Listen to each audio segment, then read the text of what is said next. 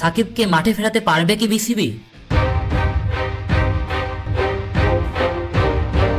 ক্যারিয়ারের শেষ টেস্ট দেশের মাটিতে খেলতে চেয়েছিলেন সাকিব আল হাসান, তবে সেই চাওয়া পূর্ণ হয়নি। এরপর ওয়েস্ট ইন্ডিজের সফরে তার খেলা হয়নি। চলমান বিপিএলেও খেলা হচ্ছে না বাংলাদেশে এই অলরাউন্ডারের। সাকিবের আন্তর্জাতিক ক্যারিয়ার নিয়ে অনিশ্চয়তা দেখা দিয়েছে, তাই চ্যাম্পিয়ন ট্রফিতে তাকে পাওয়া যাবে কিনা সেই প্রশ্নই উঠেছে। তবে তাকে পাওয়ার আগ্রহ জানিয়েছে বিসিবির সভাপতি ফারুক আহমেদ। বিপিএলের ম্যাচ দেখতে এসে মিরপুরে সাংবাদিকদের ফারুক বলেছেন, আমি আমার জায়গা থেকে সাকিবকে ফেরাতে আরেকবার চেষ্টা করব, কিন্তু পুরোটাই সরকারের ওপর নির্ভরশীল।